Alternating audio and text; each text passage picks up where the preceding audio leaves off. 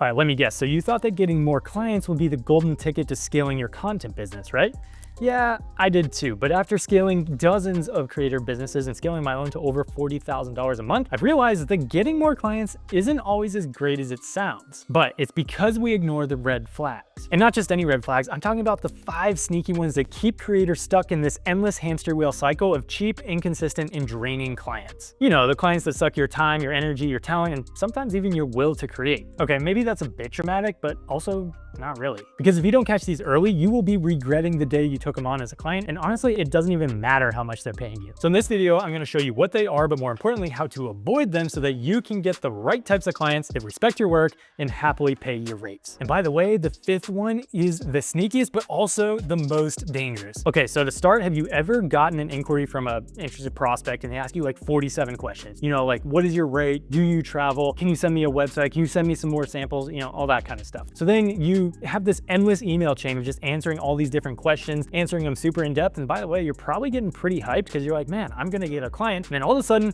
poof, they're gone. And this used to be so confusing and frustrating for me because I thought that I was like the best customer service agent ever and I was answering all the clients' questions, so of course they would want to work with me. But here's the part I missed. See, because without knowing it, I was actually giving them all the information they needed to go and price shop me against literally anybody else.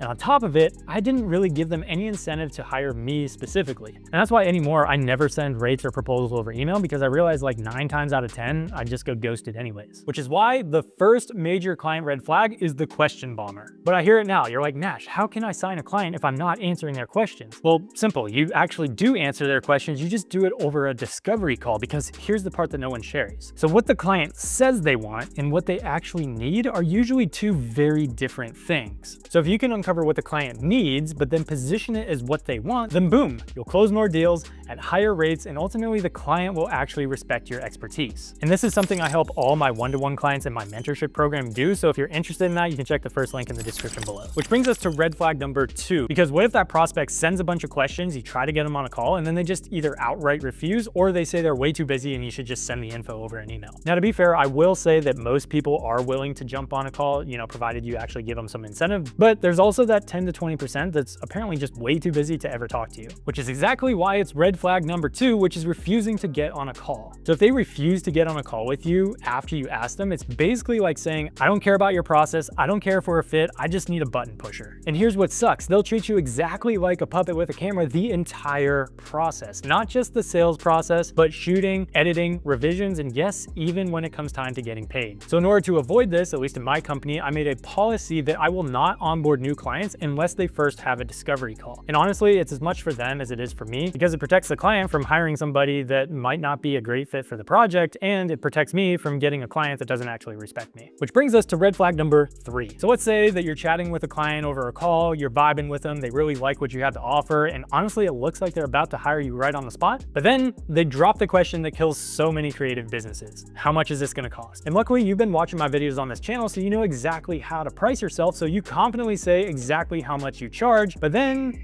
crickets. And it's super awkward, and then all of a sudden the client's like, yeah, I don't know if we have the budget for this. Now, what most people do in this situation is they basically scramble and try to do anything they can to get the job. So they'll discount, they'll make special one-time offers, they'll do some kind of crazy deal just to get this client, but in doing so, they ignore the 3rd red flag, and that is the budget hypocrite. And listen, I get that it's frustrating when you know they hired some production company that had like 7 PAs standing around doing literally nothing, and they charge them 5 times more for a product that you could have created for, again, 5 times less. But here's the deal. If a client does not respect your price, then they're not going to respect your work or value it, and they're definitely not going to value you as a pro. So your job is not to defend your price, it's to own your price. Because here's the thing, the right clients will respect your work, they'll value your work, and they'll happily pay your invoices. And I know this because I have clients like Mowgli here who pitched his proposal, and the client's literal first response was, send me the invoice, I'll pay it right away. Which brings us to red flag number 4. So let's say you're on a call with a client and they're a bit frantic, a little bit all over the place, and they're just kind of like get to the point, and you realize that there's actually this deadline where the content's due in 3 days. And now all of a sudden their lack of planning or their procrastination turns into your emergency. So even if they were down with your rates, now you take on all their stress because you have to plan the shoot,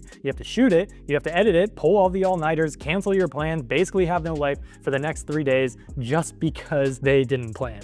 And here's the crazy part. You could get paid the same amount to deliver that high stress project in 3 days as you would for another client in 2 weeks. So you're really not even getting paid extra for the stress. Now, I will say that a rush order isn't necessarily a red flag in itself, although they are kind of treating you like DoorDash for content. But what is a red flag is if they're not willing to comply with your process, your onboarding, your strategy meetings, all the things that you need to do and you usually do for a shoot, or even worse, they're not willing to pay a rush order fee. So typically I recommend charging at least 20% extra on top of your normal fee for that rush order. And I honestly would never take on a client that just assumes that I should rush order for free. And I definitely wouldn't take one on that wants to shortcut my process and just skip it all. Which brings us to the 5th and final red flag. And honestly, this is the most dangerous of them all because it has the potential to turn you into a glorified minimum wage worker. And it's absolutely critical that you catch this early and nip it in the bud so that you won't get taken advantage of when it does happen, because I guarantee you it will happen. So if you ever sent your final deliverables over to a client and they're like, oh yeah, that looks great, but can we just get a few extra shots? Or, can we get a vertical version? Or can we just make this a little extra tweak? And this is the sneakiest tactic of them all because it totally flies under the radar. Because it's presented as really not that big of a deal. So you think to yourself, what's an extra edit or two? Or I have the raws on the hard drive anyway, so like I may as well just give them a few extra shots. But then you keep adding more and more and more, and you find yourself delivering all these things that weren't in the original scope. And here's the kicker, not getting paid a dime extra. So this is the sneaky tactic known as scope creep. And it's basically when clients ask for more and more and more stuff just to take advantage of your generosity and they see how far they can push the envelope. So the big red flag here is when they ask for something outside of the original scope of work without offering to pay for it. Now I get that sometimes it can be difficult to anticipate that this is actually going to happen, but the rest of the 4 flags are usually really good leading indicators that the client might do something like this. So if you want to avoid the scope creep type of client in the future, there's really 2 things that you can do. The first is be extremely specific about what the scope of work is in your contract, and then reiterate that in your onboarding and even in your sales calls so that everybody is crystal clear on exactly what the deliverables are, what your revision policy is, and where they can use the content. And the second thing you can do is add a clause to your contract for any kind of revisions outside of the original scope of work. So for me personally, I say that those are subject to additional fees. Obviously, it depends on what we're talking about there, but they require a signed change order form that basically revises the contract. And I will not deliver those until the client signs the change order form that says, hey, I'm authorizing that they can do this, and they pay the invoice for however much it is. Which brings me to the biggest red flags I see creators make all the time, because just avoiding bad clients, that's like half the game. But the other half is how do you land the great clients? The ones that respect your process, that pay your worth, and actually treat you like the creative strategist that you are. So if you want more of those types of clients, then you need to watch this video next, where I break down my whole process for landing those guys.